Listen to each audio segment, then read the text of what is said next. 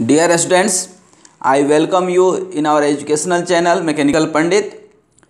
आज हम लोग देखेंगे Macaulay method for the deflection of beam, how to find the slope and deflection with the help of this method. इस method को discuss करने के पहले जस्ट मैं थोड़ा सा आपको याद दिलाऊं।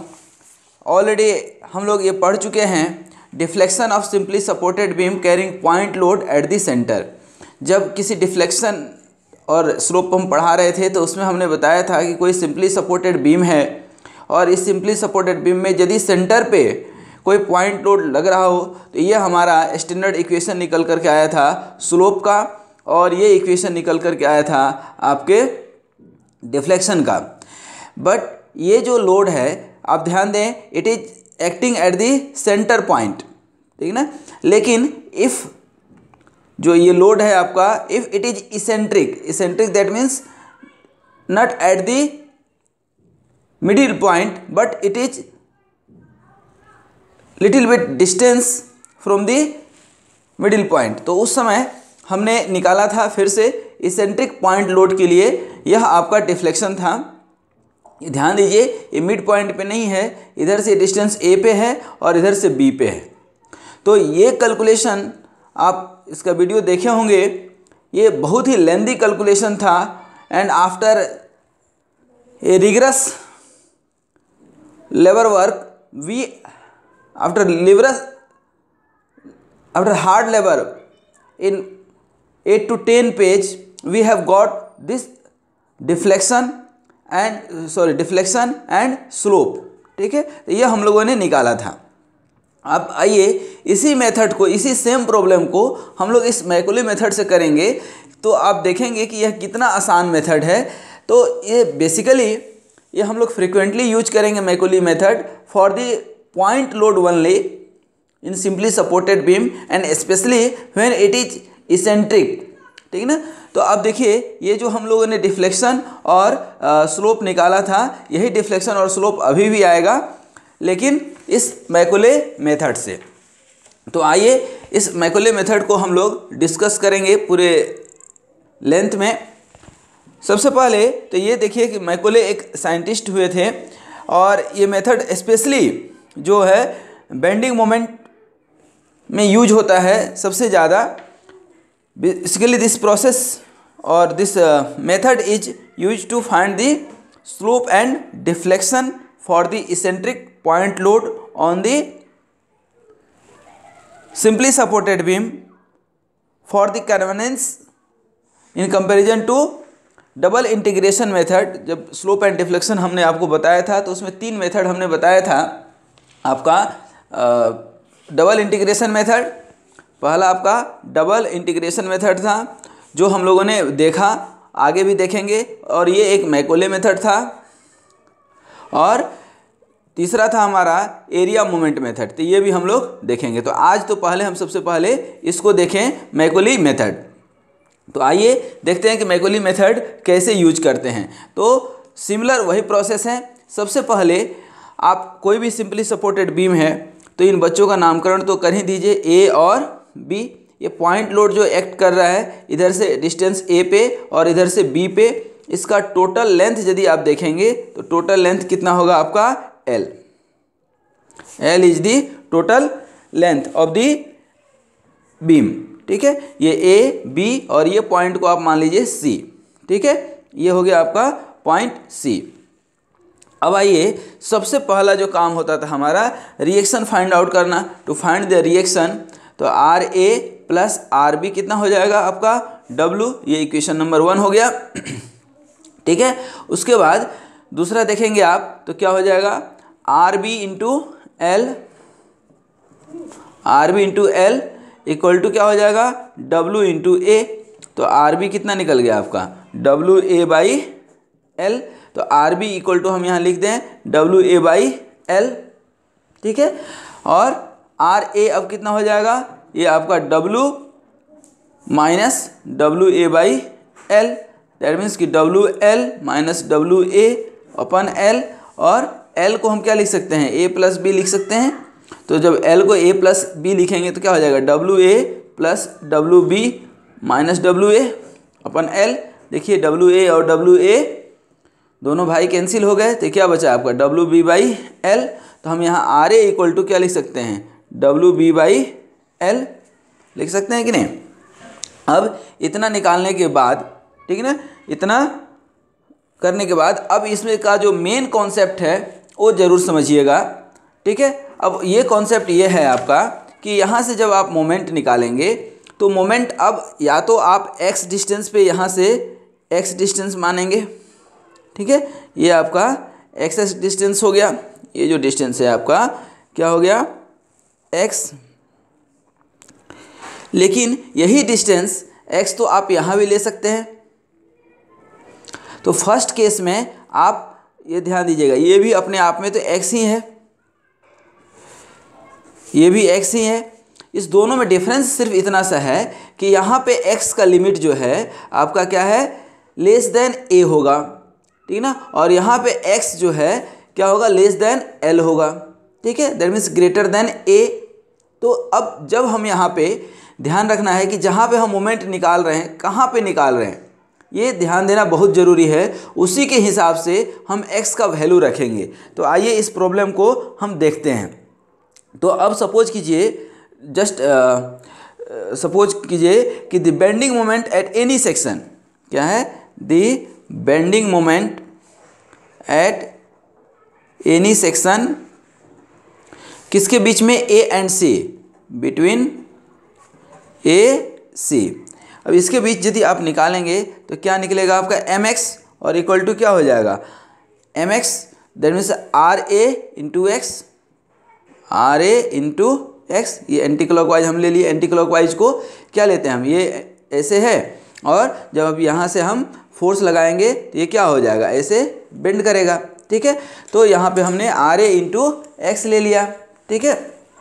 अब ये r A into x, are a का वैल्यू आप निकाल चुके हैं डब्ल्यू बी बाई एल, ठीक है। तो यहाँ पे हम क्या लिख लेंगे, W B by L into X, ठीक है। अब यही चीज़, ठीक है, जब आप सी और बी के बीच निकालेंगे, ठीक है, क्या, the bending moment at any section, at any section between C and B, between C B, तो क्या हो जाएगा ये आपका M X equal to R A into X, यही एंटी क्लॉकवाइज है, ठीक है। अब ध्यान दीजिए, यही हम निकाल रहे हैं, यही एंटी क्लॉकवाइज है, यहाँ से आप फोर्स लगा रहे हैं इधर और ये डब्ल्यू लग रहा है क्लॉकवाइज में, तो क्या हो जाएगा आर ए इंटू एक्स माइनस, ठीक है ना, डब्ल्यू। अब ये एक्स कहाँ से कहाँ तक है, यहाँ तक है, ठीक है। तो ये क्या हो जाएगा आपका डिस्टेंस एक्स माइनस, और ये ए के यहाँ तक ए, तो ये डिस्टेंस कितना बचेगा एक्स माइनस ए। देखिए ये टोटल था तो ये एक्स माइनस ए होगा कि नहीं, ठीक है, क्योंकि अब x कहाँ तक आप मान रहे हैं, यहाँ तक मान रहे हैं, तो ये कितना डिस्टेंस हो जाएगा x माइनस ए, तो w into X minus A, ठीक ना, दैट मीन्स आर ए का कितना वैल्यू है, W B by L into X minus W into X minus A, ठीक है। ये आपका वैल्यू निकल गया। अब यहाँ पे अलग अलग तो हम निकाल नहीं रहे, यहाँ एक बार निकालेंगे, अगली बार यहाँ निकालेंगे, तो इंटीग्रेट करके, दैट मीन्स कि ओवरऑल यदि हम निकालें ये, क्योंकि ये इक्वेशन किसके लिए होल्ड कर रहा है, सिर्फ ए से ऊपर जब है, ए से ग्रेटर है, ठीक है ना, दैट मीन्स कि एक्स यदि ए से ग्रेटर देन है, और ये कब होल्ड कर रहा है, जब एक्स ए से कम है, ठीक है ना, ये आपका रिलेशन है, ठीक है। अब यहाँ से जब आप देखेंगे तो अब हम यहाँ पे निकालना चाहेंगे एक ऐसा बेंडिंग मोमेंट, ठीक है, for all section of the beam. तो the bending moment for all section of beam, किसी भी सेक्शन के लिए निकालेंगे आप। तो अब क्या हो जाएगा, यहाँ पे एम एक्स निकालेंगे तो क्या हो जाएगा, ये W B by L into X, ये एक पार्ट हो गया, और दूसरा पार्ट हो जाएगा आपका, यहीं पे यदि हम दूसरा पार्ट देंगे तो माइनस ये W into X minus A, ठीक है। अब ध्यान दीजिएगा, ये तो होगा ही होगा जब भी आप कहीं से भी निकालें, ठीक है। और ये तब आएगा जब आप इधर होंगे, जब इधर नहीं होंगे तो सिर्फ इससे हम काम चला लेंगे। दैट मीन्स कि ये mx इक्वल टू ये W B by L into X, ठीक है ना, ये एक तो होगा ही होगा ओरिजिनल, और माइनस ये w इंटू एक्स माइनस ए तब होगा जब हम c और b के बीच में जाएंगे, तो इसको हम अलग रखेंगे, ठीक है। अब इसको हम सॉल्व करते हैं। अब इसको देखिए कैसे सॉल्व करते हैं। सॉल्व करेंगे हमारा वही पेटेंटेड इक्वेशन जो है, कौन सा, डबल इंटीग्रेशन मेथड। जो डबल इंटीग्रेशन मेथड है उसी से इसको सॉल्व करेंगे। इक्वेशन जो बेंडिंग का है हम सबको मालूम है क्या है, e I D square Y upon D x square, ठीक है ना। ये चलिए इसको उल्टा लिख लेते हैं, E I D square Y upon D x square equal to M होगा। अब m की जगह क्या हो जाएगा, ये W B upon L into X minus W into X minus A, ठीक है। अब ध्यान दीजिए, अब ये क्या जाएगा, मोड में जाएगा, ठीक है ना, क्यों, क्योंकि c और b के बीच का मामला है, ठीक है। अब ध्यान दीजिए यहाँ पे इसको इंटीग्रेट करेंगे, तो integrating both side with respect to x, तो अब यहाँ पे करेंगे तो क्या आ जाएगा, e I D y upon D x, यहाँ पे क्या हो जाएगा, W B by upon L into x square by 2 plus c1। ध्यान रखिएगा कांस्टेंट ऑफ इंटीग्रेशन हमेशा इसके साथ आएगा, फर्स्ट वाले के साथ, और यहाँ प्लस माइनस कुछ नहीं इसके साथ आएगा, और इसको एक साथ इंटीग्रेट करेंगे, ध्यान रखिएगा, x माइनस ए का होल स्क्वायर बाई 2, ठीक है। अब यहाँ पे c1 is basically constant of integration. This constant of integration should be written after the first term only. मैं बार बार बोल रहा हूँ इस चीज़ को, this term will be written only after the first term, second term might be wrong, ठीक है। अब यहाँ ध्यान दीजिए, all the brackets are to be integrated as whole. पहला चीज कि constant of integration should be only with the first term and the integration should be for the whole term for the bracket इसको अलग करके नहीं करेंगे, ठीक है। अब integrating this equation again to find the deflection, integrating this equation to find deflection, ठीक है। अब इसको इंटीग्रेट कर दीजिए आप। जब आप इसको इंटीग्रेट करेंगे तो क्या मिलेगा, e i into y equal to W B by L into x cube y क्या हो जाएगा 6, ठीक है, plus c1 into x plus c2, और ये अपने अलग जगह पे ही है, minus W x minus A का क्यू बाई 6, ठीक है। अब ये जो आपका निकल गया, ठीक है ना, ये 2 और 3 जाएगा तो 6, ठीक है। Now c2 is the another constant of integration. This constant is written after c1x, first term के साथ लिखेंगे इसको भी। The integration of x minus A will be this one, ठीक है। अब c1 और c2 का वैल्यू हम निकालेंगे, c1 और c2 का वैल्यू निकालेंगे कैसे, तो ध्यान दीजिए कैसे निकाल रहे हैं ये वैल्यू। ये e i boundary condition will need to find, पहले तो आप बाउंड्री कंडीशन देख लें। बाउंड्री कंडीशन में क्या है, यही आपका सिंपली सपोर्टेड बीम है, ठीक है। अब यहाँ पे जब x जो है, x क्या होगा, कंडीशन पहला देखिए, एट x इक्वल टू 0 में y ओबियसली 0 होगा, और x इक्वल टू, दूसरा कंडीशन ये है कि x इक्वल टू एल पे भी यहाँ 0 है, यहाँ भी डिफ्लेक्शन 0 होगा, और यहाँ भी फिक्स है, फिक्स इंड है, तो यहाँ भी आपका y क्या हो जाएगा, 0 हो जाएगा। दो कांस्टेंट है तो दो इक्वेशन चाहिए, दो कंडीशन चाहिए, दो केस चाहिए, दोनों मिल गया हमें, ठीक है। हमेशा ध्यान रखिए, दो अननोन फाइंड करने के लिए दो कंडीशन चाहिए, और एक अननोन एलिमिनेट करने के लिए भी दो इक्वेशन चाहिए होता है, एक ज़्यादा चाहिए होता है एलिमिनेट करने के लिए, ठीक है। तो यहाँ पे तो हमें फाइंड करना है, तो ये देखिए बाउंड्री कंडीशन आपको मिल गया। अब इस बाउंड्री कंडीशन को आप इसमें इक्वेशन में रख दीजिए, यही इक्वेशन है आपका, स्टैंडर्ड इक्वेशन आपको यहाँ मिल गया है। देखिए अब यहाँ पे ये जब इक्वेशन मिल गया तो अब इसको निकाल दीजिए। y क्या हो जाएगा 0 इक्वल टू, अब यहाँ पे जो हम कांस्टेंट ऑफ इंटीग्रेशन निकाल रहे हैं, ठीक है, तो वहाँ पे ओब्वियसली x इक्वल टू 0 जब आप लेंगे तो यहाँ पे आपका लोड है W और ये है A और ये क्या है दोस्त B, ठीक है। जब x 0 लेंगे तो इसमें कंडीशन किसके लिए है, फर्स्ट टर्म के लिए है, तो ये सिर्फ फर्स्ट टर्म वाला पार्ट लेंगे। WB/L 0 x3/6 that means 0 plus C1 into x 0 plus C2, तो C2 क्या निकल गया यहाँ पे 0, आपका सेकेंड कांस्टेंट ऑफ इंटीग्रेशन क्या निकल गया 0। Now what about x equal to L, जब हम x इक्वल टू L रखेंगे यहाँ पे सेकेंड कंडीशन, तो यहाँ भी y 0 हो रहा है, लेकिन यहाँ पे x इक्वल टू L रख रहे हैं जब, तो x इक्वल टू L में तो x तो यहाँ लिए थे ना आप, ठीक ना, L मतलब ये पूरा हो गया, तो पूरा के लिए ये भी लेना पड़ेगा, तो हमारा y क्या हो गया 0 equal to WB/L into L3/6 plus C1 into L, C2 already 0 निकल चुका है, ठीक है, और आपका ये क्या है माइनस W/6 और x इक्वल टू क्या रखे हैं L माइनस A का Q, यही निकला आपका, ठीक है। अब यहाँ पे निकालेंगे हम, ठीक ना, क्योंकि ये डिफ्लेक्शन का इक्वेशन है और डिफ्लेक्शन का इक्वेशन जो है आप ध्यान दीजिए, ये डिफ्लेक्शन का इक्वेशन था हमारा, इसको थोड़ा बोल्ड कर दिए, ठीक है। अब ये इक्वेशन आपको निकालना है, यहाँ से C1 निकालना है आपको, ठीक है। तो अब क्या हो जाएगा ध्यान दीजिए, ये LQ से L कैंसिल होगा तो यहाँ क्या आ जाएगा स्क्वायर, ठीक है।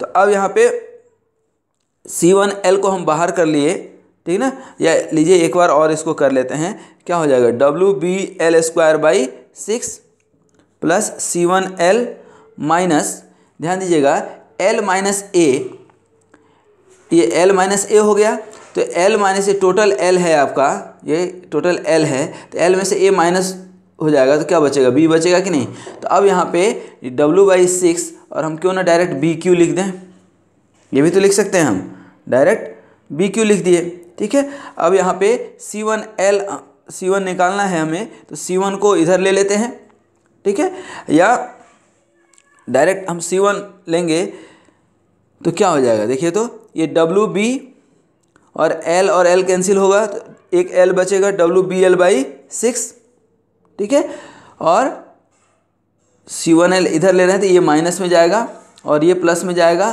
प्लस ये W/6 इंटू BQ/L यही होगा, ठीक है। अब इसको कॉमन ले लीजिए, जब कॉमन लेंगे तो क्या आ जाएगा, ये कॉमन क्या हो जाएगा WB/6 और L भी जाएगा WB/6L, तो इधर क्या बचेगा B², सॉरी ये माइनस में रहेगा आपका, ठीक, B², ये L यहाँ ले लिए आप, तो यहाँ L² B² माइनस L², ये आपको बचा, ठीक है। और B² माइनस L², B² चूँकि L से छोटा है तो ये थोड़ा सा वाजिब नहीं होगा, तो इसलिए हम माइनस यहाँ बाहर ले लेते हैं, WB/6L into L² minus B², चूँकि B L से ऑलरेडी छोटा है, ठीक है, तो हमेशा माइनस तो आएगा ही। ये हमने C1 और C2 का वैल्यू निकाल लिया, ठीक है। तो आप देखिए ये आपका C1 का वैल्यू हो गया और C2 तो ऑलरेडी 0 आया है। अब यहाँ से आपको डिफ्लेक्शन का इक्वेशन मालूम है, ठीक है, ये डिफ्लेक्शन का इक्वेशन है और ये स्लोप का इक्वेशन है, ठीक है। तो अब ध्यान दीजिए, we are going here to find the slope, ठीक ना, तो सब्सटीट्यूटिंग द वैल्यू ऑफ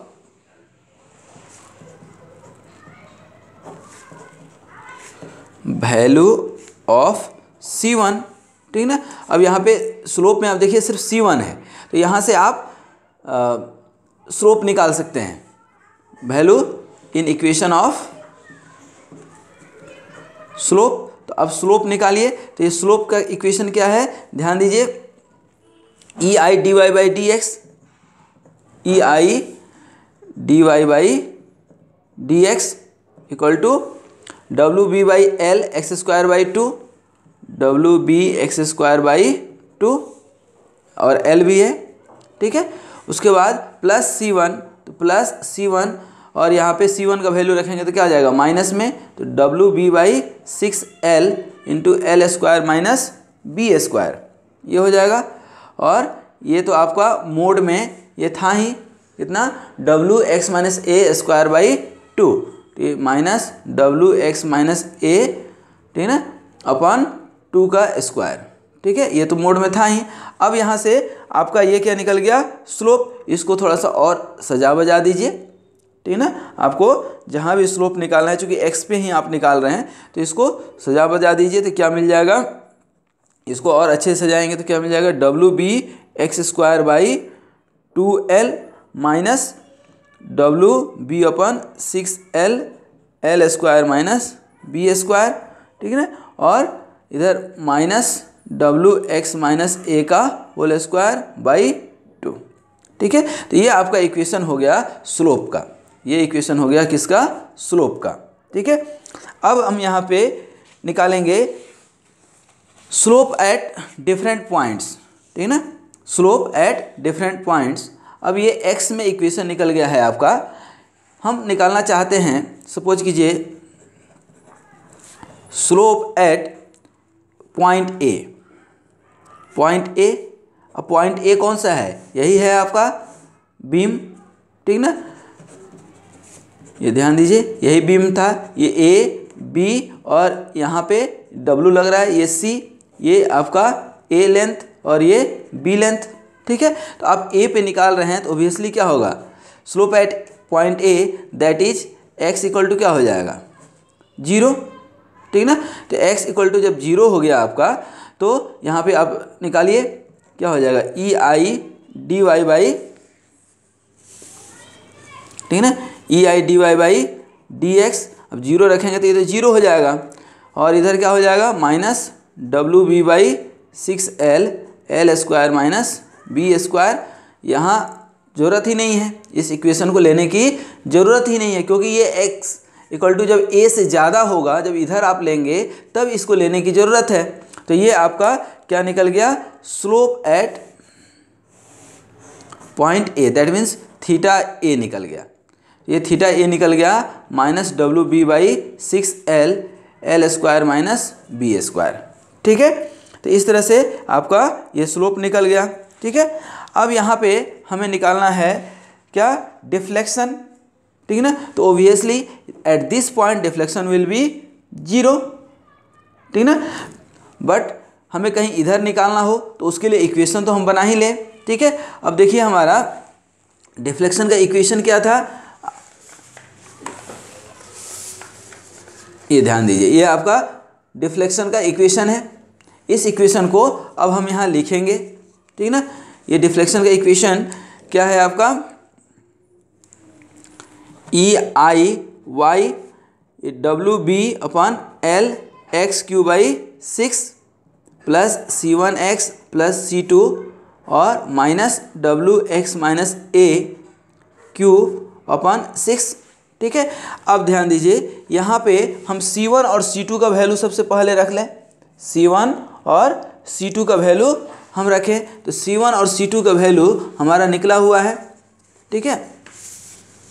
ये देखिए C1 का वैल्यू ये निकला हुआ है और C2 हमारा जीरो निकला हुआ है। तो देखिए W B upon L x cube by six और C1 का वैल्यू क्या निकला है, देखिए यहाँ पे minus W B upon l minus already ले लिया हम, तो ये W B upon six L L square minus B square into x, और इधर C2 ऑलरेडी जीरो है, C2 आप जीरो निकाल चुके हैं यहाँ पे, ध्यान दीजिए ये C2 जीरो है, तो C2 अब यहाँ कहानी ख़त्म हो गया।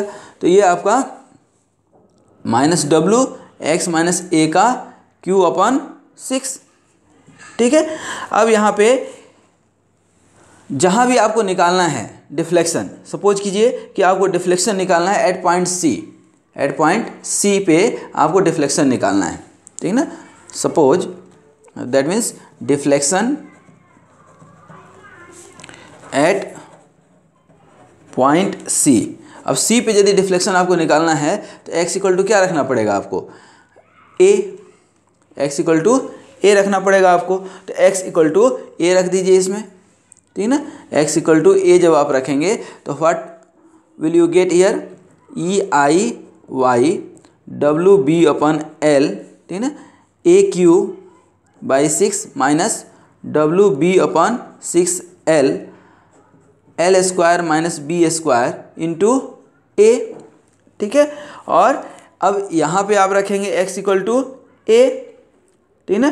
तो यहाँ पे x इक्वल टू ए क्या हो जाएगा, जब x इक्वल टू ए रखेंगे तो ये टर्म क्या हो गया, 0, ठीक ना। तो इसको सॉल्व करने की ज़रूरत ही आपको नहीं पड़ेगी, ठीक है। अब क्या हो गया, इसको आप सॉल्व कर दीजिए। कैसे सॉल्व करेंगे, तो आप देखिए ये माइनस आपका जो है ये W A Q B upon 6l minus ये क्या हो जाएगा, डब्ल्यू ए को इधर ले लीजिए, ए को इधर ले लिए तो W A B upon 6l, ये भी हो गया। एल स्क्वायर को हम क्या लिख सकते हैं, A square A plus B का होल स्क्वायर आ जाएगा, ध्यान दीजिएगा। एल इक्वल टू क्या है, ए प्लस बी, ठीक ना। तो यहाँ पे ज़्यादा अच्छा है कि एल को यहाँ पे L square minus B square को जो है यहाँ पे आप क्या लिख सकते हैं, A square plus B square plus 2ab minus B square, क्योंकि एल इक्वल टू क्या हो जाएगा, देखिए यहाँ पे L equal to A plus B, तो ए प्लस बी का होल स्क्वायर होगा, ठीक है। तो A square plus B square plus 2ab minus B square. अब इसको कैंसिल करेंगे आप तो ये बी स्क्वायर और बी स्क्वायर कैंसिल हो रहा होगा, ठीक है। तो ये आपका क्या हो जाएगा, डब्ल्यू ए क्यू बी तो अपने जगह पे रहेगा, ये देखिए डब्ल्यू ए क्यू बी अपने जगह पे रहने दीजिए।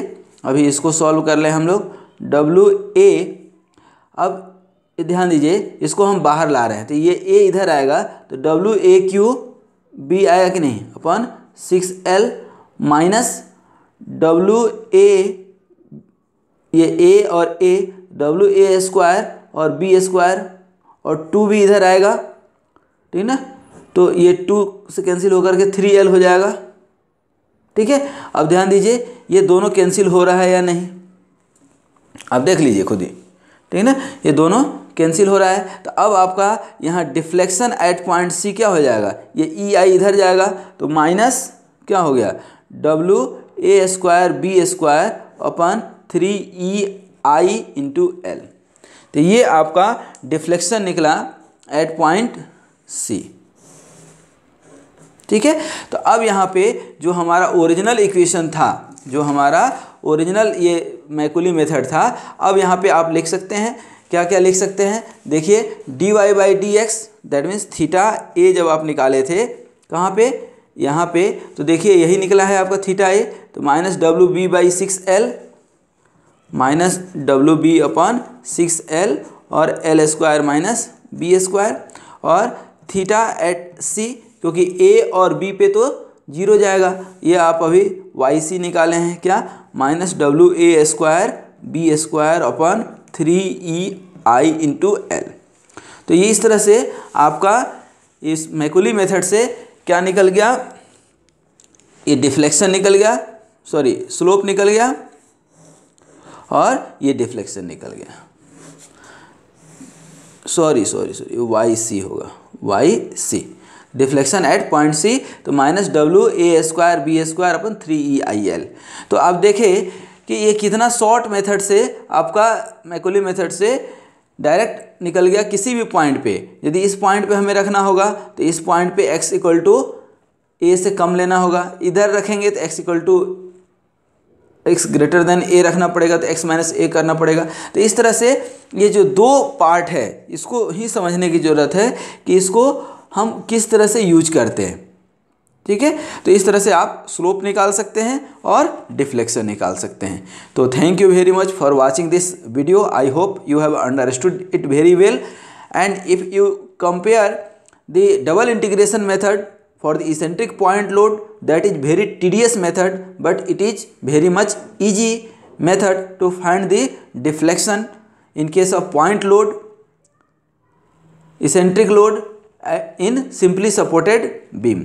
यहाँ पे दो चीज़ हमेशा ध्यान रखना है आपको कि यहाँ पे हमेशा ये मोड लेना है सेपरेट करने के लिए, ठीक है। और दूसरा कि ये जब भी होगा कि कांस्टेंट ऑफ इंटीग्रेशन जो आएगा आपका जहाँ भी आएगा, तो कांस्टेंट ऑफ इंटीग्रेशन हमेशा आपका फर्स्ट वाले टर्म के साथ आएगा। जैसे यहाँ पे आप देख रहे हैं फर्स्ट वाले टर्म के साथ ही आएगा इंटीग्रेशन, और जहाँ भी ब्रैकेट रहेगा एज ए होल जो है इंटीग्रेट होगा, अलग अलग नहीं होगा, ठीक है। तो इस तरह से हम लोगों ने ये स्लोप और डिफ्लेक्शन निकाला। आप इस वीडियो को ज़रूर लाइक कीजिएगा और दोस्तों को भी जो है दोस्तों से शेयर ज़रूर कीजिएगा, ठीक है। और जो भी आपका कमेंट्स या कम्प्लीमेंट्स होगा ज़रूर दीजिएगा। हम आपके हर एक कमेंट्स या कम्प्लीमेंट्स का रिप्लाई देने की कोशिश करेंगे और यूजुअली हम देते भी हैं। तो तब तक के लिए आपको धन्यवाद। आप इसी तरह से वीडियो देखते रहिए और अपने नॉलेज को बढ़ाते रहिए।